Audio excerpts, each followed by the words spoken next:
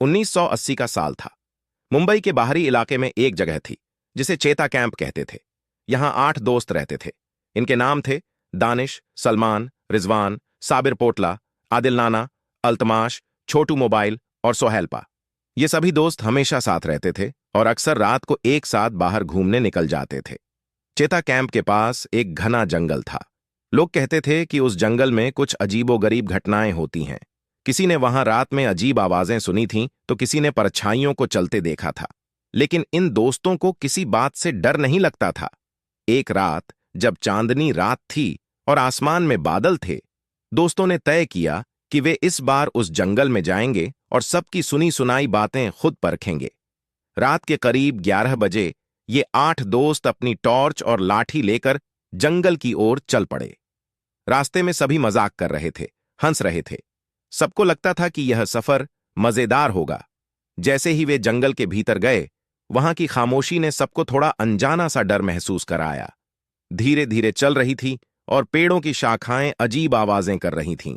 जंगल के बीच पहुंचने के बाद अचानक सलमान की टॉर्च बंद हो गई। उसने टॉर्च को ठीक करने की कोशिश की, लेकिन टॉर्च चालू नहीं हुई।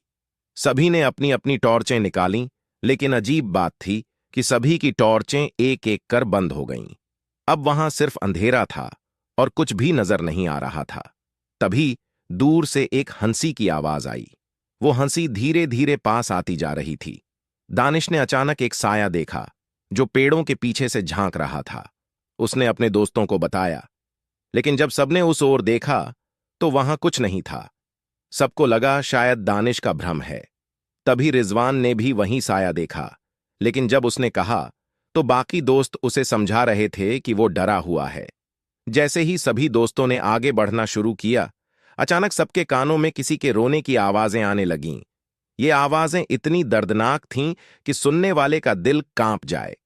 अब दोस्तों को समझ में आ रहा था कि ये जगह सच में भूतिया है। सभी दोस्त डर से कांप रहे थे। छोटू मोबाइल ने सबसे कहा, चलो यहां से निकलते हैं, यह जगह हमारे लिए नहीं है। सभी दोस्तों ने एक दूसरे का हाथ पकड़ा और तेजी से जंगल से बाहर निकलने की कोशिश की। लेकिन रास्ता अब पहले जैसा नहीं था।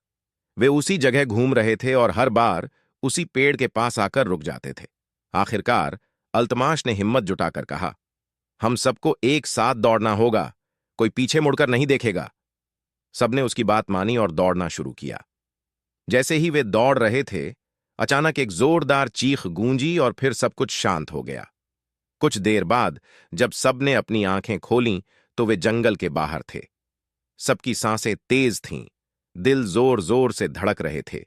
किसी को नहीं पता कि वे जंगल से कैसे निकले, लेकिन सबने कसम खाई कि वे अब कभी उस जंगल की ओर नहीं जाएंगे। उस रात के बाद वे 8 दोस्त कभी भी उस जंगल की बात नहीं करते थे। चेता कैंप में वे एक नई जिंदगी जीने लगे, लेकिन उस रात का खौफ उनके दिल में हमेशा के लिए बैठ गया। इस कहानी का अंत यही है, लेकिन चेता कैंप का रहस्य अभी भी अनसुलझा है। इस कहानी को अपने दर्शकों के सामने डर और रोमांच के साथ प्रस्तुत कीजिए। ये कहानी उन्हें उस दौर में ले जाएगी जब चीजें सादगी भरी थीं, लेकिन उनके पीछे छिपे रहस्य कभी-कभी बहुत डरावने होते थे।